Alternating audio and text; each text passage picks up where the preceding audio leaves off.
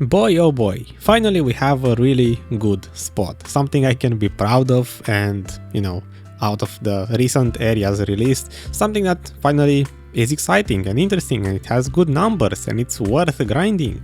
So if you cannot already tell, it's gonna be pretty good in my opinion. And yeah, today's topic is the Bloody Monastery, the one of the 7 Elvia spots, the one that requires 280 AP to grind and a bunch of DP, because monsters there actually do hit quite hard. Let's get started right away, because once again there's a lot to talk about, money per hour, experience, skill points, agris, there's a lot. So first things first, for the class and the gear, it's once again Nova Awakening, around 281 AP with Kutum and the Black Star for AP. For the last 2 to 3 hours after this week's maintenance, I did get 285 AP, so 1 extra bracket. My trash per hour did go up slightly, but for the most part it was 281. These are the add-ons that I used. I started with no HP recovery on the add-ons, but over time I realized I kind of need more HP drain other than the Frenzy Drought, so kind of that's what I ended up with. I still change them after like every 2 hours of grinding, but for the most part those were the add-ons. For drop rate and buffs, it's once again just normal blue loot scroll for grinding, the current event for 50% drop rate, which is basically the Arsha server drop rate, and about 12% from knowledge, pretty much as knowledge from the area itself, and full tier 4 pets. You need that to get basically the same trash per hour as me. So with that out of the way, let's talk about the actual spot.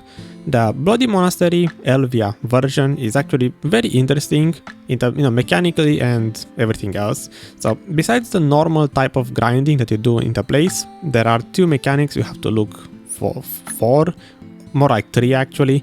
So the first one is the boss spawn, the second one are the bell drops, and the third one obviously the Elvia Weapons.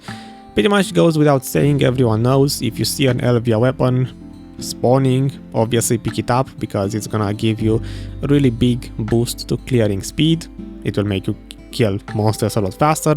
But besides the obvious Elvia weapon, you have the boss and the bell mechanics. The boss itself is pretty interesting because it drops items for, I believe, at most 5 people.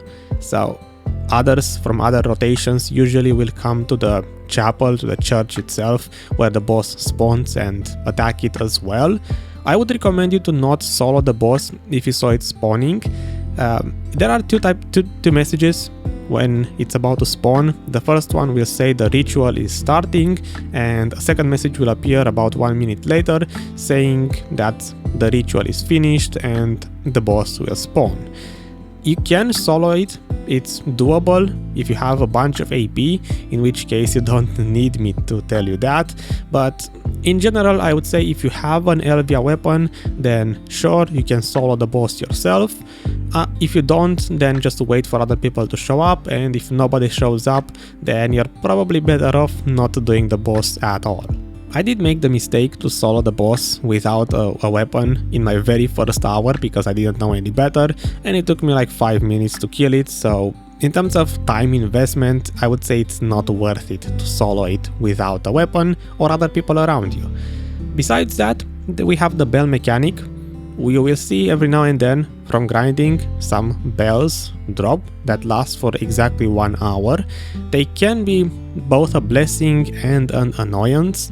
In my first couple of hours I found them slightly annoying, because I would always get maybe 1 or 2 bells, and then literally at the end of my hour, in my last 3 minutes, I would drop another bell, and they expire in 1 hour, so you either use them immediately or you just go AFK and start your next hour of grinding as soon as possible so that the bell doesn't expire.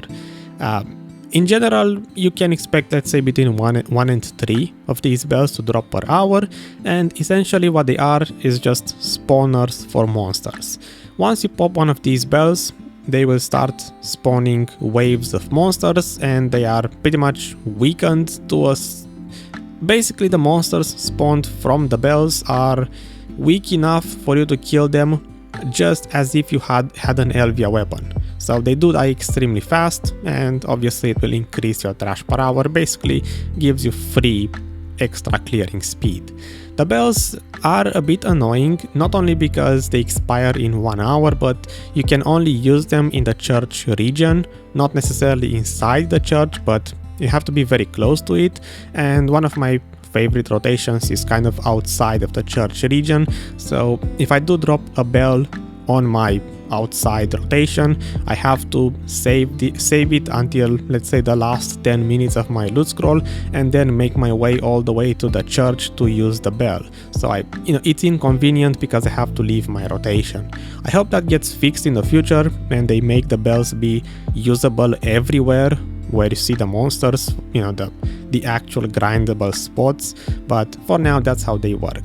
The bells can stack. You can use multiple bells at once, so my advice is if you get 2 or 3 of them, save them until the last 10 minutes or 5 minutes of your loot scroll, and then use all of them inside the church. If you have only 1 bell or at most 2 bells, you can use them while grinding, so the monster waves spawned from the bell don't count towards your aggro limit. So essentially you can grind and use the bells at the same time and you will get more monsters.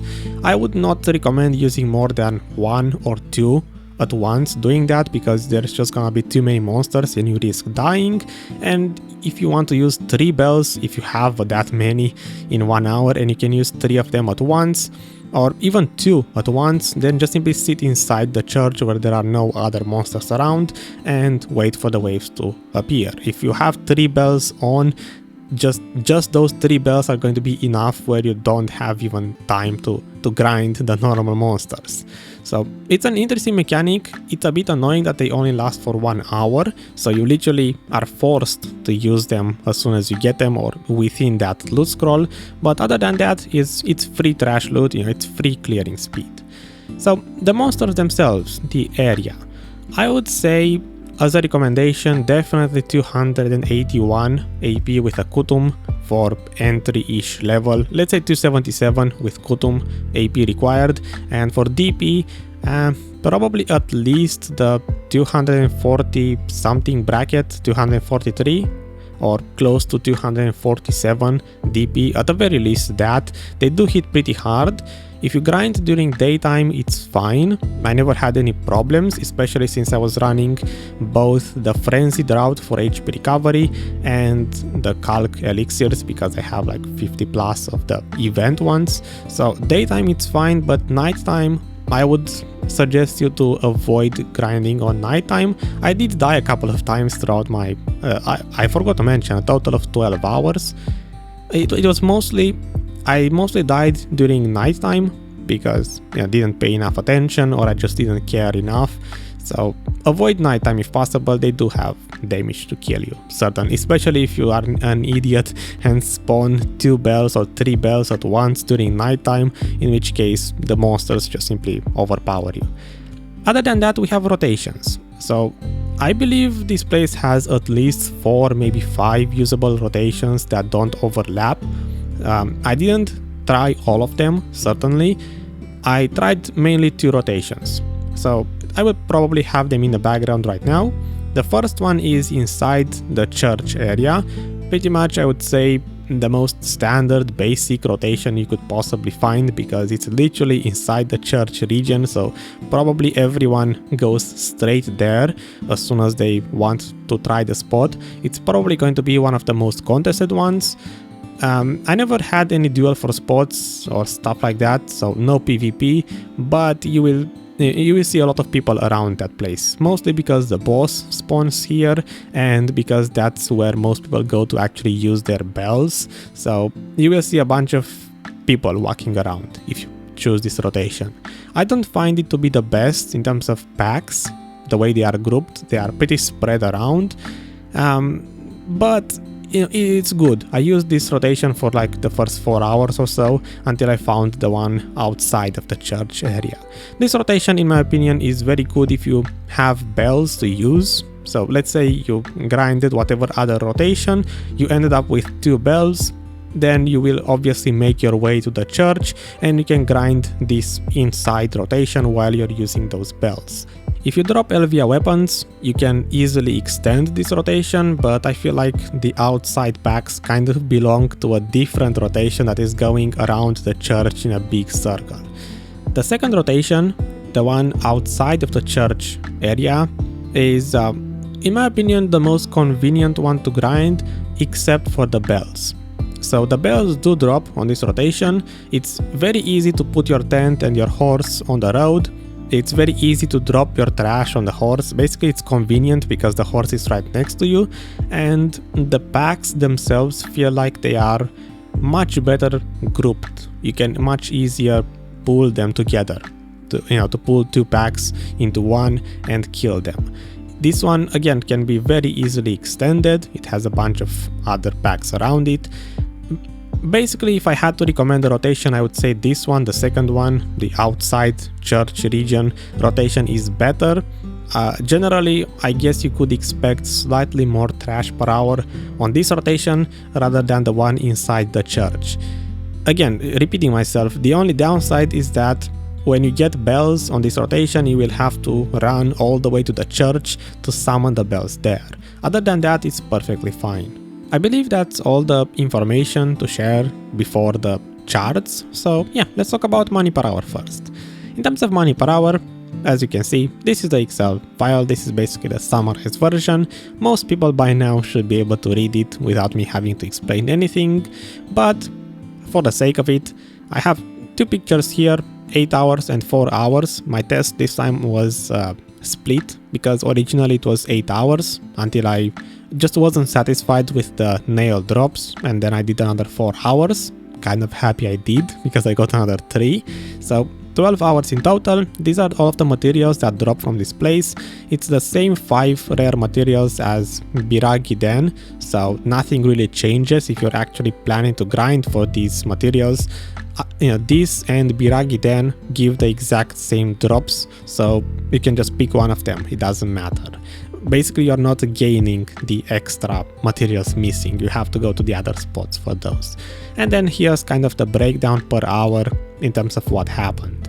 On the left, you have the number of hours, the weapons that I dropped per each hour, and I tried at some point to keep track of the bosses that I killed, but I feel like some of them are missing, so just ignore these. I feel like somewhere here I had another boss that I forgot to keep track of, and somewhere here another boss, but yeah, that's the breakdown. And then you have the bells, how many bells I dropped, or more like used per hour. In some hours, say here for example, I probably dropped 3 bells, but I only got to use 2 of them. In certain hours I did save bells if they are, again, if I dropped bells, let's say in the last 5 minutes and I had no time to use it, then I just saved it for the next session. In terms of nail drops, I got 6 in total over 12 hours. The reason why I had to extend it, or I felt like, is because someone told me that they kind of expect 1 nail drop per hour. The rare item here drops very frequently, and I was kind of sold on the idea because on my first 4 hours I got 3 of them already, so it kind of felt like it was 1 per hour, and then I had 1, 2, 3, 5 hours in which I didn't get any nail drops, any rare items, so it kind of felt odd and felt weird, so that's why I did the other 4 hours basically, and in hour 11 I dropped 2 of them at once. On average, it turned out to be basically 6 in 12 hours, so exactly 2 per hour, if I can find it somewhere here. This one, yeah, basically 1 in 2 hours. It was 1 nail in 2 hours. That's kind of what I would expect, and I feel like it's pretty much fair. It's not 1 per hour, it's 1 in 2 hours. It's definitely miles better than Biraghi Den, I will say that much.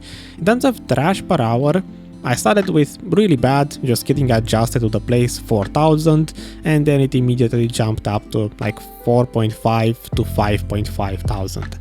I would say if you don't get any weapons, any bells, just nothing whatsoever, just no luck at all, then you should expect maybe 4.5 to 4.8 thousand trash. That's kind of what I'm getting. These days with 285 AP, I seem to be able to get close to 5000 trash per hour without any bells and any weapons. If I did have weapons, usually it ranged, let's say, between 5.2 and 5.8 thousand trash. The most I had was 5.8 thousand trash in 2 different sessions, so that's kind of the best I was able to do. Probably these days with a bit more practice and 285 AP, I could push for at most 6000 trash. I guess that's my upper limit. I believe 6000 trash is the best. If not, let's say for most of you out there, for 281 AP, you should expect trash per hour wise between 4.7 and 5.7 thousand. That feels like it's the most realistic. Hour 6, it's in green because this is the experience test, so that's how much trash I got, and this one is the Agris test. It was originally 10,000 trash, I just divided it by 2. By the way, this time, because some of you complained, I did test experience outside of the 1000% event hours just to make sure the numbers are correct, and yes, they are correct, and yes, the experience here is still broken. One more thing, I promise this is the last one. In certain hours, I did use one bell outside of the 1 hour of loot scroll because it was expiring and I didn't feel like waiting, grinding another hour after that. So some of these hours are not exactly 60 minutes, they might be like 63 minutes, but since it was outside of the loot scroll, I just didn't think much of it. One bell is like 300 trash with no loot scroll, so just keep that in mind. It's not exactly 12 hours, it's just slightly more, maybe 10 or 15 minutes extra in total. So, for the actual money per hour value, once again we have the exact same 2 scenarios, where you either save the black star materials if you have a black star armor and you plan to enhance it, or you sell that one along with everything else. Basically you just want the pure silver income, and you save the materials for the ring enhancement, my bad. So those are the only ones you save.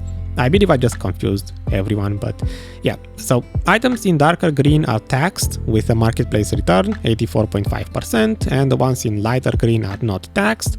In situation number 1, where you save the materials because you have a black star armor to enhance, you're looking at close to 200 million silver per hour, which is really good. My average trash per hour was about 5.2 thousand from all of the hours, so again, with a bit more practice, I believe 200 million silver is totally achievable. In this situation, you are saving only the materials required to enhance your rings and earrings, so your accessories, and you're selling everything else besides the... Actually, my god, I'm an idiot. So in this situation, you are saving the black star materials and the accessory materials. The only ones you're selling are the nails, so the necklaces. I don't know why, but this is starting to confuse even myself.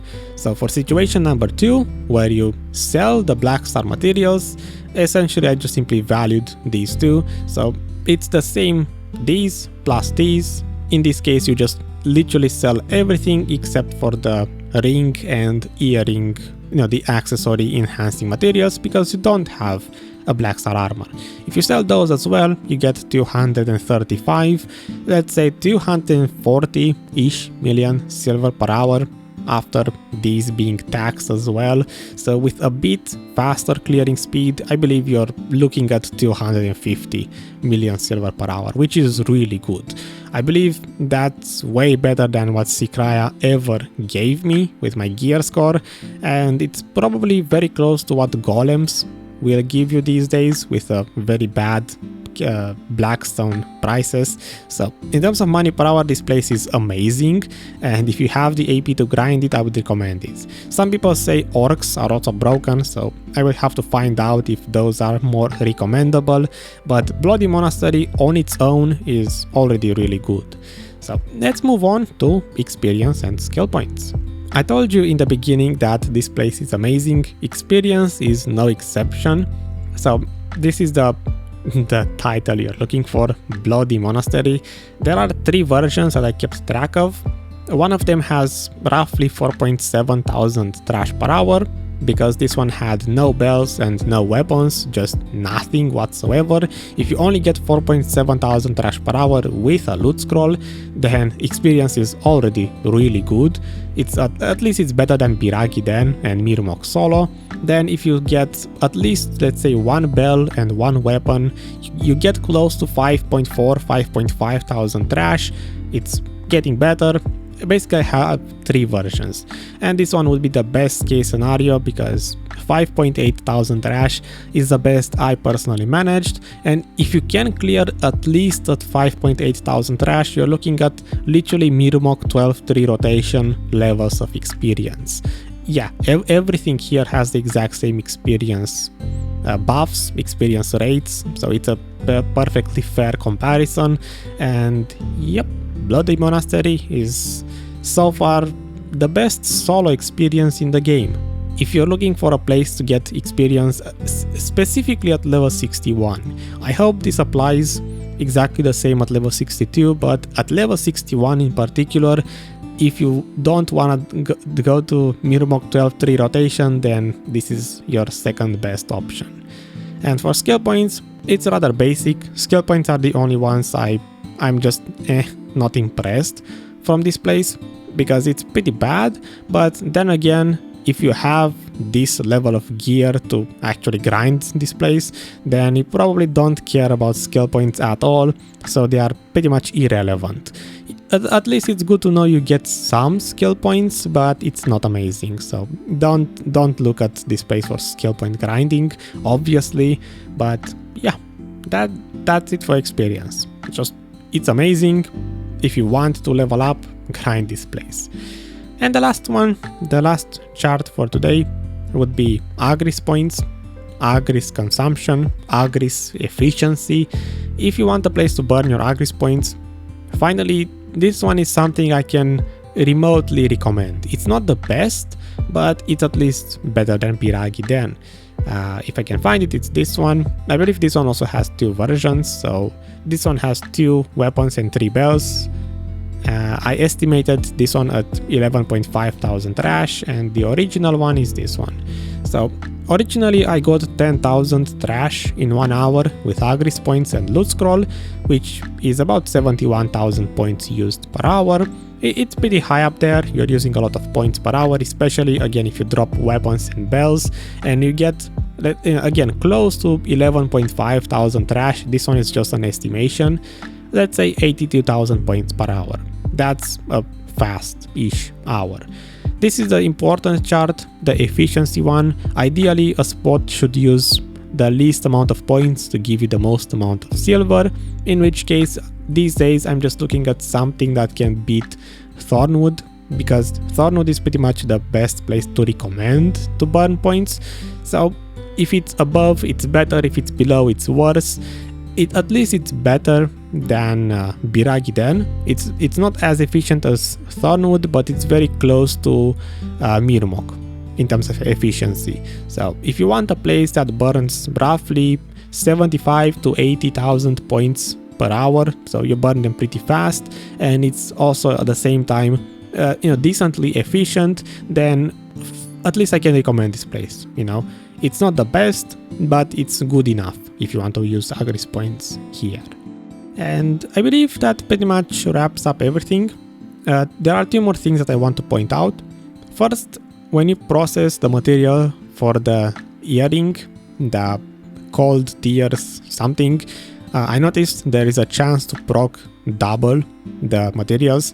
So technically it's not one nail and 5 cold tears required for the earring. It can be 4 or even 3 of the cold tears. On this place, nails drop very frequently, but the cold tears don't have that high of a drop rate, so sometimes the bottleneck might actually be the cold tears and not the nails themselves.